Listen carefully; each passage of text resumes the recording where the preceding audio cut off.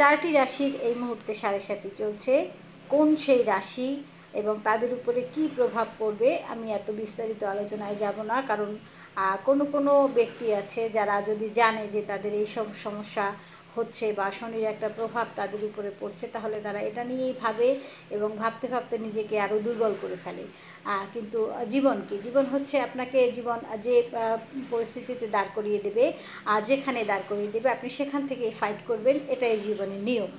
এখন সেক্ষেত্রে যদি আপনি আগেই জানেন এবং আগেই হাল ছেড়ে দেন, তাহলে সেটা কিন্তু আপনার জন্য সমস্যা।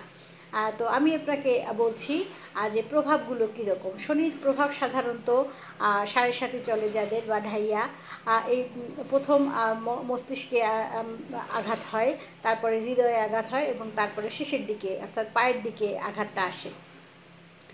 এটা নিয়ে অবশ্য আমার একটা লং ভিডিও আছে, বিস্তারিত বলেছি, এখানে সেরকম বিস্তারিত কিছু বলবো না। আপনি শুধু আপনাকে আমার সাহস দেওয়ার কথা, আমি আপনাকে সাহস দেব, আপনি আপনার ব্যক্তিগত কিছু আচার আচরণ পরিবর্তন করুন এবং ভালো সময় উপভোগ করুন। যেমন শনি সাড়ে সাতির মধ্যে, ঢাইয়া সাড়ে সাতি এসবের মধ্যে দিয়ে যারা যাবেন তাদের প্রথম সমস্যাটা হবে, অবশ্য সবার একই রকম ফল হয় না, কারো কারো ভালোও হয় সাড়ে সাতির মধ্যে। কারো কারো দেখবেন যে অর্থনৈতিক অবস্থাটা সমস্যা থাকবে, কর্মক্ষেত্রে প্রচণ্ড সমস্যা থাকবে, কিন্তু অর্থনৈতিক অবস্থাটা কোনোভাবেই তার খারাপ হবে না, এটা একটা শনির শুভ ফল।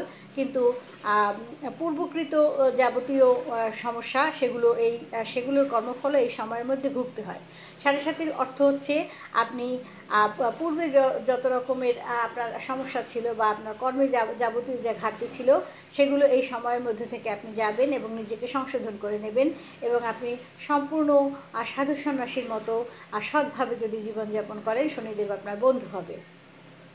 যেমন আপনি যদি কখনো অন্য কোনো ব্যক্তির হক বা রিজিক না ঠকিয়ে না খান, তাহলে শনিদেব আপনার কোনো ক্ষতিই করবে না। এই সময়ের মধ্যে যদি আপনি মিথ্যে কথা না বলেন, এই সময়ের মধ্যে যদি আপনি প্রতিটি সম্পর্ককে সম্মানের চোখে দেখেন, তাহলেও কিন্তু আপনার তেমন কোনো ক্ষতি হবে না। অর্থাৎ আপনি যত ভালো কাজ করবেন, সাড়ে সাতির প্রভাব কমবে। সাড়ে সাতি কখনো শেষ হয় না, কিন্তু সাড়ে সাতির প্রভাব কম করা যায়। কারো কারো সম্পর্কের উপর আঘাত আসে, সম্পর্কগুলো এমনভাবে ব্যক্তিকে ভেঙে চুরে দিয়ে যায় যে ব্যক্তি যখন এই সাড়ে সাতি শেষ হয়ে যায়, ব্যক্তি নিজেকে অনেক ম্যাচিউর অবস্থায় আবিষ্কার করে এবং জীবন এবং পৃথিবীকে সে নতুনভাবে দেখে। কারো কর্ম নিয়ে ঝামেলা হয়, কারো সম্পর্ক নিয়ে ঝামেলা হয়, কারো মানসিকভাবে প্রচণ্ড কোনো কারণে চাপের মধ্যে থাকে। তো সাড়ে সাতি মানে আপনার পূর্ব কর্মকৃত যে ফলগুলো রয়েছে সঞ্চিত, আর সেগুলো এই সময়ের মধ্যে দিয়ে যাবে। এই সময়ে যদি সত্য কথা বলেন, যদি কারো ক্ষতির সাথে জড়িত না থাকেন, তাহলে শনিদেব আপনার উপর দিয়ে যাবে, কিন্তু আপনার তেমন কোনো ক্ষতি হবে না। তো যাদের সম্পর্ক বা অন্য কোনো কর্মক্ষেত্র অথবা অন্য কোনো মানসিক চাপ আছে, যাদেরই থাকুক, সেটা তার সাড়ে সাতি থাকুক বা না থাকুক, আপনারা যদি এই কাজগুলো করেন, ছোটো ছোটো কাজগুলো করেন, তাহলে আপনি এর প্রভাবটা একেবারেই কম অনুভব করবেন। যেমন একটি ছোট রূপার বল যদি আপনি সর্বদা আপনার পার্সে রাখেন, তাহলে আপনি এই প্রভাব থেকে কিছুটা হলেও হালকা হবেন। আবার আপনি যদি গাঢ় সবুজ রঙের পোশাক পরার চেষ্টা করেন এবং আপনি পরেন, তাহলেও আপনি এই সময়টা আপনার ধীরে সুস্থে ভালো হয়ে যাবে।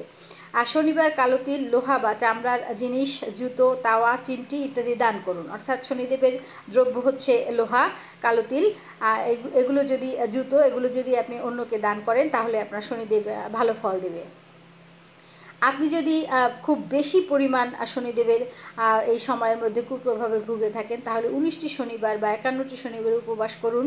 আপনি অশ্বত্থ গাছের তলায়, হনুমান মন্দিরে বা শিব মন্দিরে আপনি সরিষার তেলের প্রদীপ জ্বালান।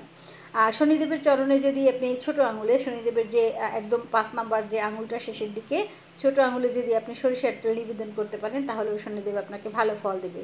আপনি নিমের ডাল দিয়ে আপনি দাঁত ব্রাশ করবেন, আপনার শনির প্রভাব কম হয়ে যাবে।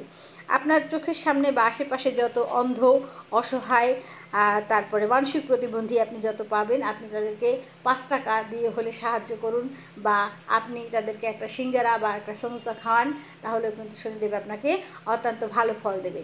যে কোনো সমস্যায় ভয় পাবেন না, যে কোনো সমস্যায় শুধু আপনি নিজের ব্রেনকে অন্যদিকে ধাবিত করবেন, অর্থাৎ যেখানে কল্যাণ সেখানের সাথে জড়িত থাকেন, আপনার সময় আস্তে আস্তে ভালো হয়ে যাবে। ভালো থাকুন সবাই, আজকে এ পর্যন্তই।